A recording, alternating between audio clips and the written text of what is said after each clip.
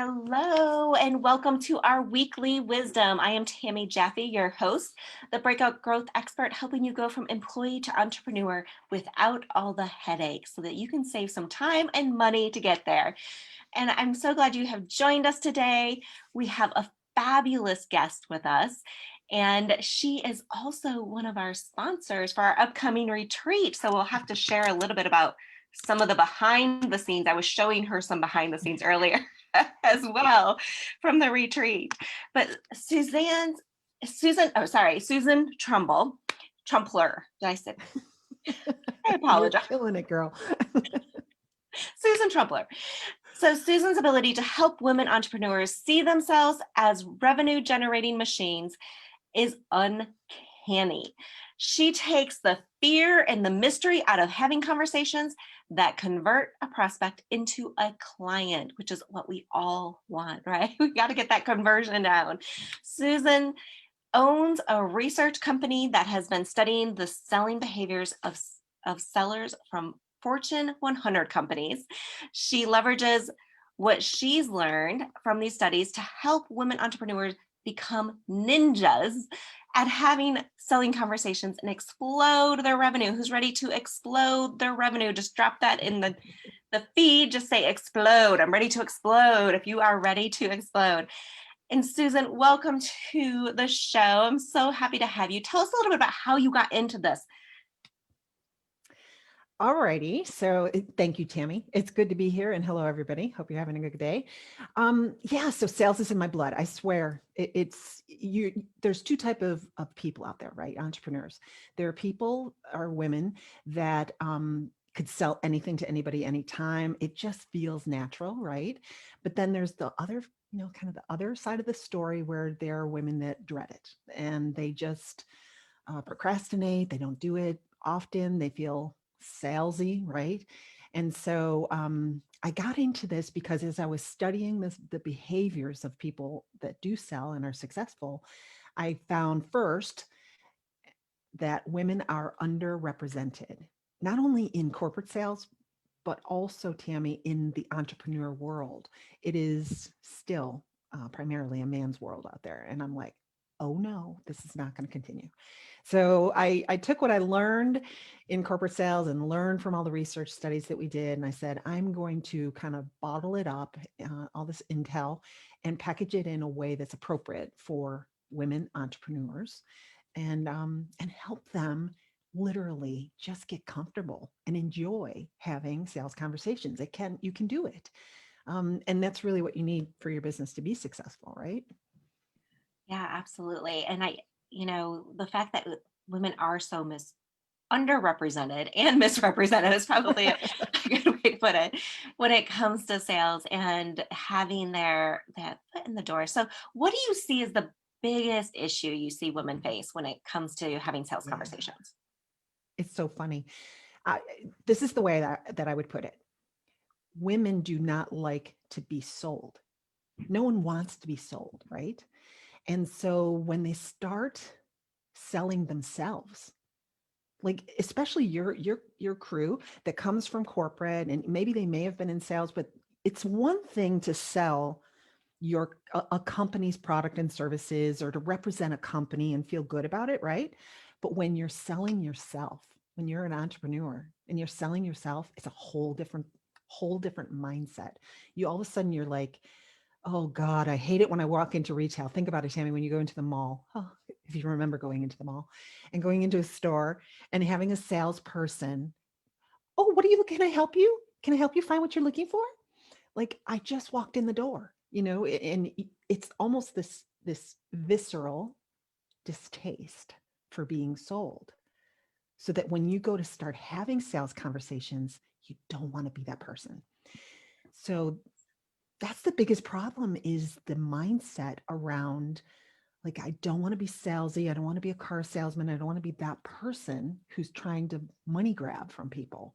And that mindset will destroy you as a business owner because 50% of businesses go out of business within the first 5 years because they can't generate enough revenue to stay in business. So you can see where it's a real problem. Yeah, absolutely. And I see that all the time. And I mean, I faced it too when I first came out. I can't tell you how often I said to myself, like, I am not a salesperson. I am not a salesperson. And actually, even in my corporate career, I was put in a sales role for a little while when I was working for a tech company, and there I was, client success manager, and they wanted me to do upsells and, so clients, additional modules and things. And I didn't do the greatest job at it because sometimes I would be like, they didn't need it, or we don't really meet their needs. And so, you know, I would talk them out of it sometimes. And I kept saying to myself when I started coaching, I'm like, I repeatedly in my mind was like, I'm not a salesperson. I am not a salesperson. I am not a salesperson. And I'm like, hey, you've got to stop this conversation that you're having with yourself and turn it around. And I think a couple of the things that really helped me, and you alluded to them as well, like one is, it's not about being salesy. It's not about trying to sell somebody something. And I heard somebody say once that, if you have something that's going to help someone else and you don't offer it to them, you're Mhm, really mhm. doing them a disservice. And Exactly. that was one of the things that helped shift my mindset. Mhm. I love that. I think that, we all go into business because we're passionate about something. Yes. And and as women especially, we're usually passionate about helping others. Like you've got something that you're unique that you do that that other people could use. And Yes. so you go into business to do this, and then you hide your light under a bushel basket. In essence, you're afraid to talk Yes. about it because, right? So literally, the way that I like to help my clients look at this is what you want to do is really focus on putting together an amazing program, product, service, whatever it is that you feel so confident that you can over deliver on the value. So, whatever you're charging for that program, you need to feel confident that you are over delivering, that you are giving such an amazing value to your people, that it's like I've had a mentor say this. It's like offering a Mercedes for $1. Like, how excited would you be if you were talking to somebody who said, "Listen, there's this deal, and you gotta hop on it because you'll never see something like this again." Right? You got to have that kind of energy. That, like you said, it would be a disservice to people not to know about it and have it take advantage of it. Absolutely. And I think it's, stop calling yourself a salesperson and just, put yourself out there as, a service person. Hmm. It depends, what you offer and what you do, but a lot of us as coaches and consultants, we're offering a service. And when you think about it in that sense, it's, Hmm. you're serving someone else and helping them in this way so that they can get better, so that they can improve, so that they can get ahead in their business, so that they can learn how to have better sales conversations, right? So, That's right. That's right. yeah. Yeah. So, what are some of the decisions that people need to make to get someone to agree to do business with them? All right. So this is the interesting thing. A lot of the work that I do is based on neuroscience, and I've been doing this. Oh gosh, I think it's been 15 years that I've been talking about the old brain and the decision maker in your brain and such. It's become very popular, and so almost everybody, has at least heard of it, right? So I'm going to talk about it from this perspective. You've got two very distinct operating systems in your mind. One is the old brain or the primitive brain. It's the hardwiring that's been around with us since the beginning of time, right? And then you've got the neocortex. So that's the newer processing. That's where strategy and planning and all that is. Okay. So, Tammy, have you ever heard the phrase that people buy on emotion and justify with logic? Is that Yeah. kind of yeah, Yeah. that's a phrase, right? I think most people are probably, well, that's what they're talking about. The old brain is the emotion. I want it. I want it now. I gotta have it. Like, think about the last time you bought something for yourself. Oh, I gotta have it. Yeah. Right. But then the neocortex kicks in and says, whoa, wait a minute, wait a second. Let's figure out if it's in the budget, blah, blah, blah, blah. So there's planning and strategy there. Okay. So here's the thing. The neocort or the old brain, the primitive brain, is actually the decision maker because people buy on emotion, justify with logic. But the neo or the old brain is also meant to keep us safe. It doesn't want us to do anything that's going to risk our survival, our our happiness, our safety, right? So when you're trying to get someone to make a decision, what you're actually doing is getting the old brain to emotionally get invested in what you're trying to influence them to do. The old brain has three things that it's going to, or three small decisions. So there's three small decisions that have to be made in order for the client to say yes to you. Mhm. And so the first decision it has to make is, do I need it? Like, great, Tammy, you do great work, but through the social media, through everything that, I'm seeing, I'm starting to understand what you do and how you do it. But when I start to have a conversation with you, I actually need to know, do I need what you have to offer?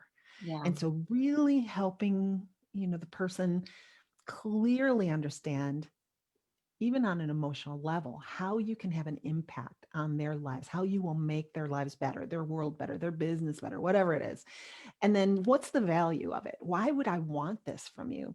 Unless you can help them understand that, you really aren't going to get across the gate on the first decision. Like, do I really even need to be talking to you about this? Do I need it? Yeah.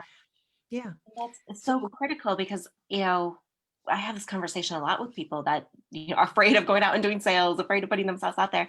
And the first thing I say is, what's that tangible result you're going to get them? Because people too often, put out this, like, I call it the foo-foo language of, like, I help you transform your life, and it's like, well, what does that mean? Like, what exactly. actual result are you going to get somebody?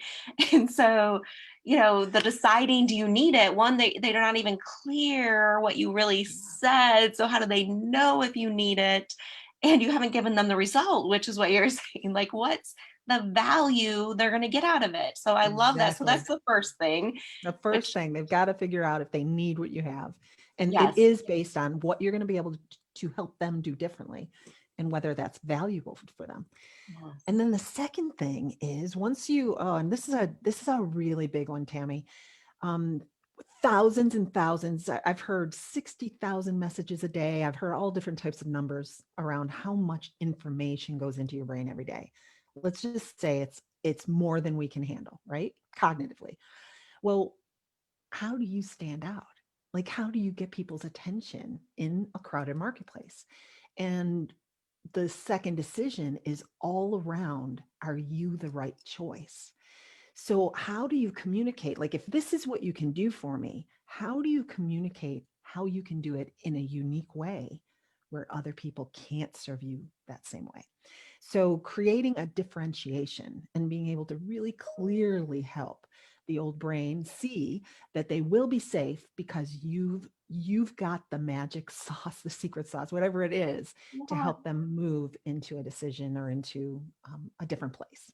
So differentiation is a tough one, but it can be done. Yes, I think a lot of people struggle with this one too because, and especially women, we don't see ourselves as different. Oh my gosh. They don't see ourselves as unique. And I think women a lot of times have a struggle.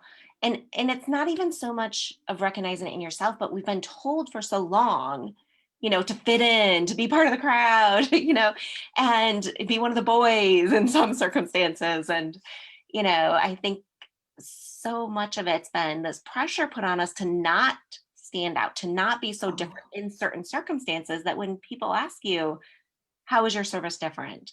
They're almost mhm. afraid to say it Yes. because they feel like they're going to be judged for that difference. Exactly. We were told as kids, don't brag. Now don't brag about yourself, right? And especially as women, that is something that's been ingrained in us, little missy, don't get too big for your britches here. So Yeah. where a man would, and I apologize if there's any men on here, this is just, this is the difference between men are from Venus and women are from Mars, right?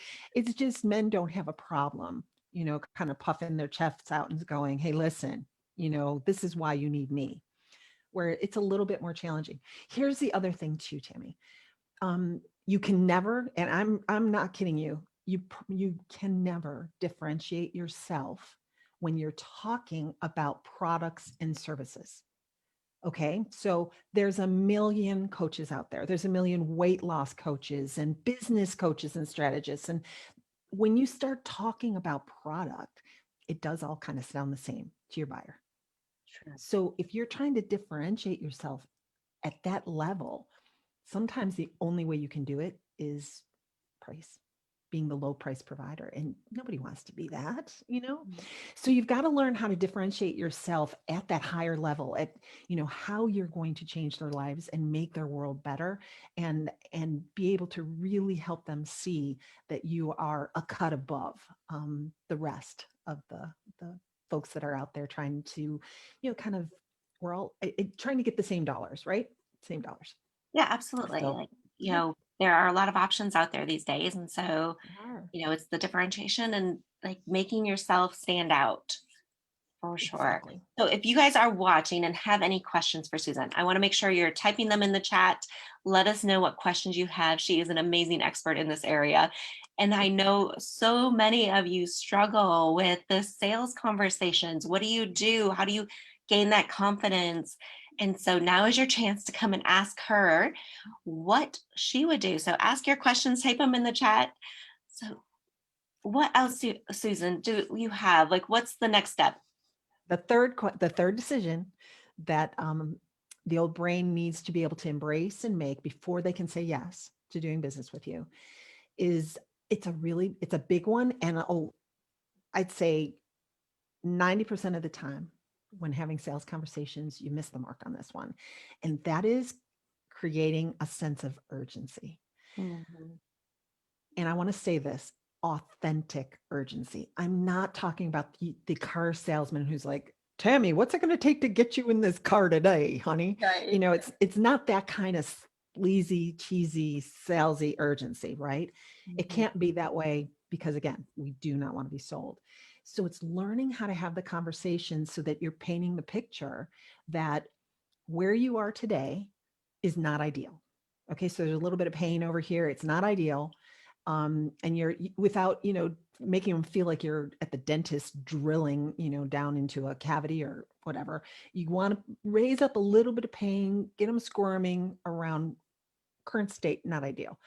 And then you want to talk about the future, like the future state, what it could look like, what they could accomplish. Here's where the impact and the value come into play. So you've got these two sides of the picture. And then here's where it gets really fun, because I call it the river of uncertainty.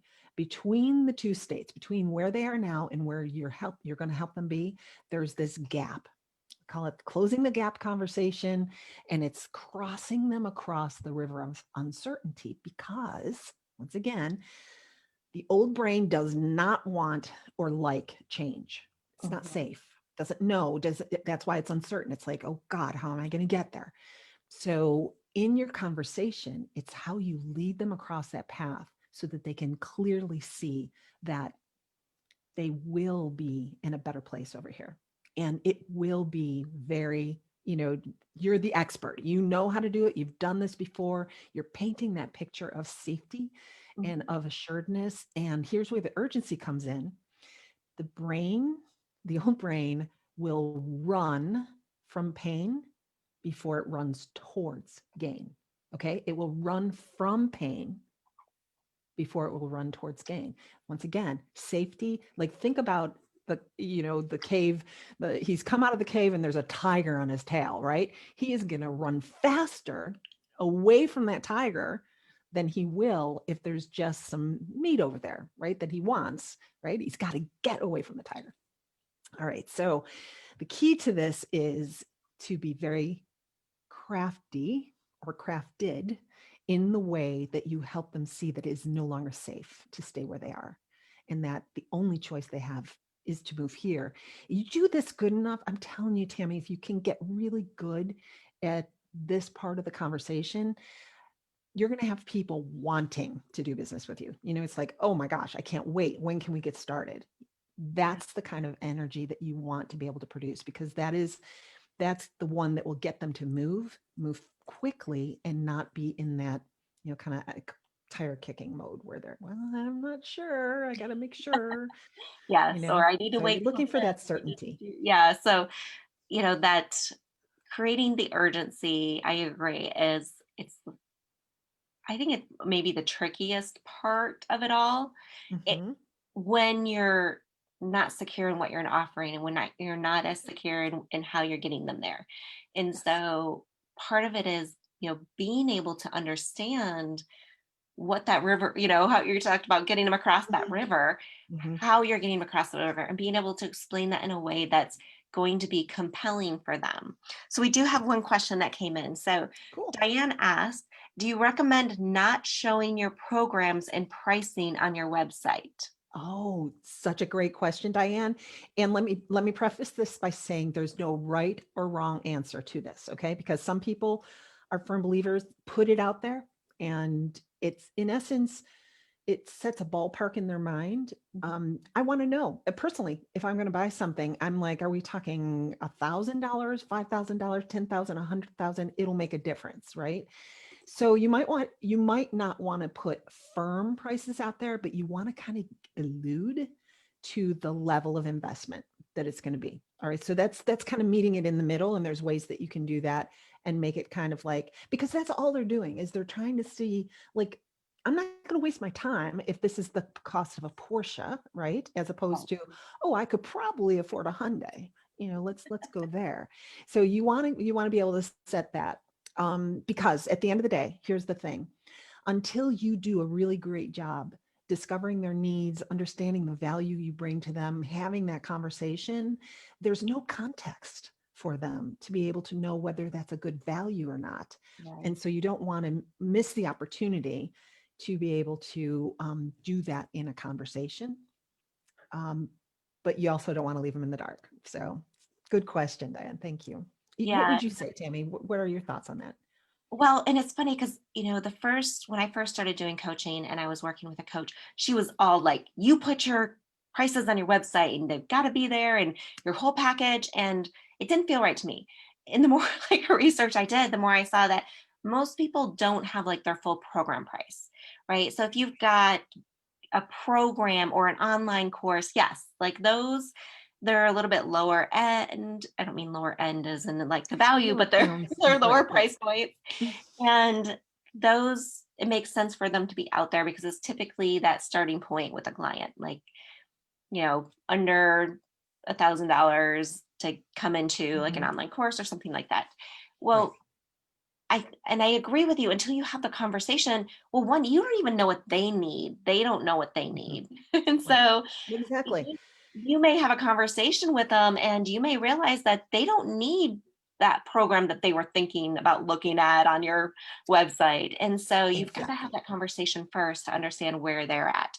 So I like the way you said that, having a balance, having, Mhm. um, you know, alluding to kind of what Alluding. the pricing is and how that stuff comes in because I think it is a tricky place. And, you know, coaches will change their prices. Like it's just Mhm. inherent because as you fill up, your prices Mhm. might go up a little Mhm. bit because now you're full and you can't really take on more. And so you want to help more people, but your value has gone up too. And Mhm. so that's, another problem with having it directly out there. But okay, so a couple more I questions agree. came in. I agree.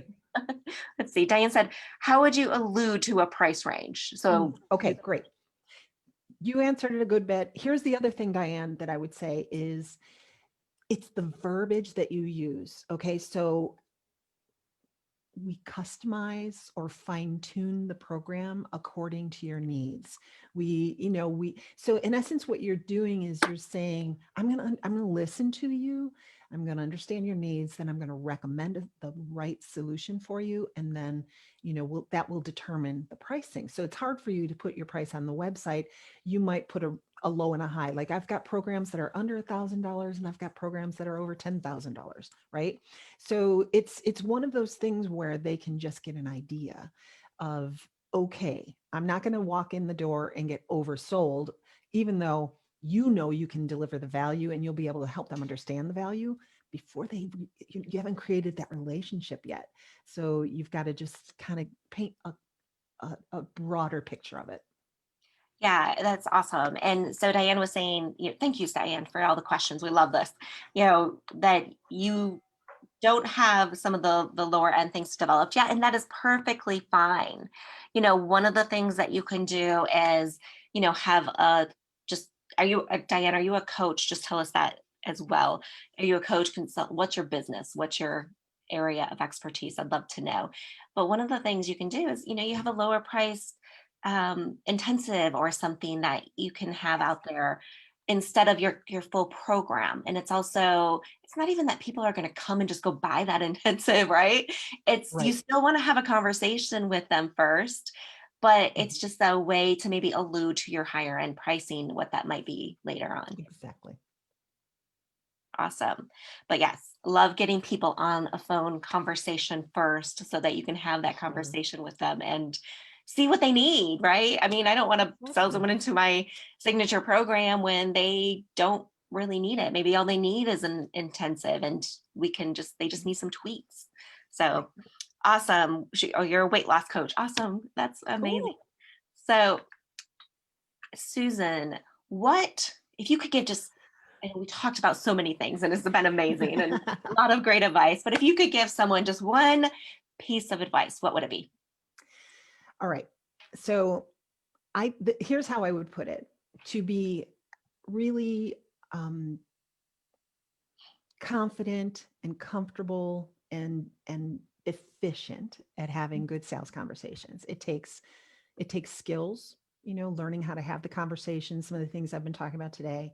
You need to have some good processes in place so you have the resources and materials that'll support it.